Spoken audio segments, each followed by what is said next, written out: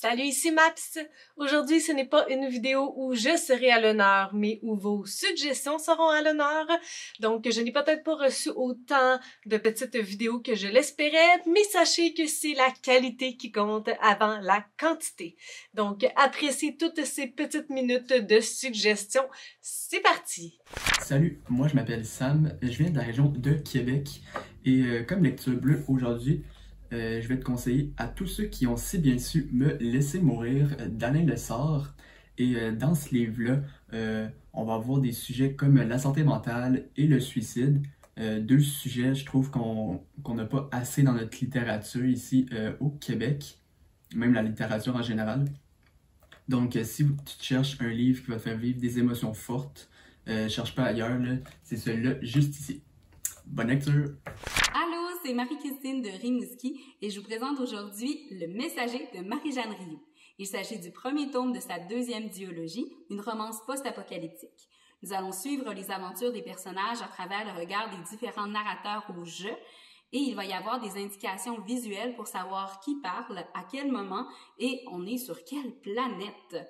Ce sont des aventures qui pourraient nous arriver dans un futur qui n'est pas si loin, alors ça nous amène différentes réflexions et prises de conscience. Je vous souhaite une excellente lecture! Allô, moi c'est Daphné de la chaîne Signée Daphné, j'ai 39 ans et je viens de Lanaudière. Aujourd'hui, je voudrais vous proposer de lire un livre d'une autrice de chez moi, c'est-à-dire Café Tao de Marianne Marion. C'est un livre qui a été publié l'an dernier, en 2021, aux éditions de l'Apothéose. Et dans ce roman-là, tout court, qui se lit super bien, on va suivre deux cousines et grandes amies, Noémie et Karianne, à la fin de leur secondaire. Les deux filles se cherchent un peu pas mal. Karianne voyage en Équateur et ailleurs sur la planète pour essayer de se trouver, tandis que Noémie, elle, vit une vie bien rangée avec son chum et son désir d'avoir son salon d'esthétique.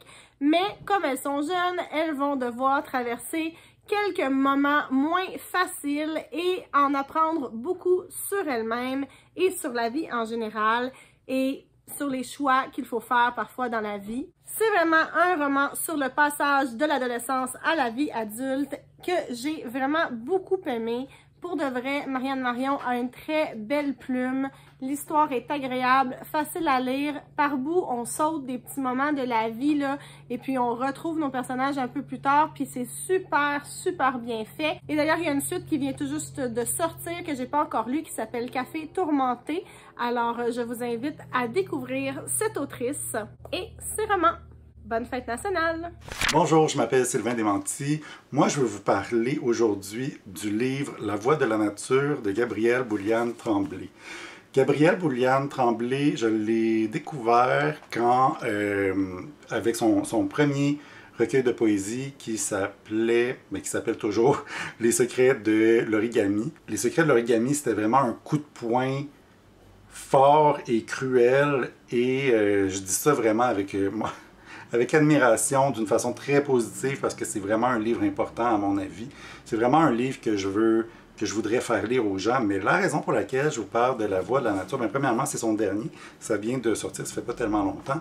Et je voulais en parler parce que ce livre-là, il est quand même beaucoup plus doux. Il n'est pas 100% joyeux, il n'est pas 100% sans larmes, mais il est beaucoup plus doux. Et j'imagine la raison pour laquelle il est plus doux, c'est que c'est un livre destiné à un public jeunesse, ce qui ne veut pas dire que vous ne devriez pas le lire. Au contraire, moi je pense que vous devriez absolument lire celui-ci. Et ce qui est amusant de ce livre-là, c'est qu'il y a des polices un peu différentes, il y a un peu de créativité artistique dont on a fait preuve dans la présentation de l'œuvre. Et c'est beau, c'est doux, c'est matière à réflexion parce qu'encore, Gabrielle nous parle de sa réalité à elle, qui est la réalité d'une femme trans.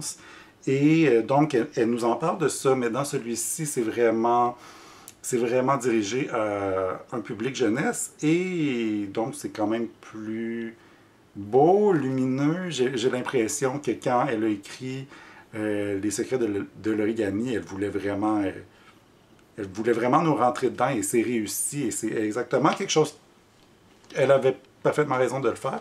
Ici, elle nous parle doucement et avec mélancolie, avec parfois quelques...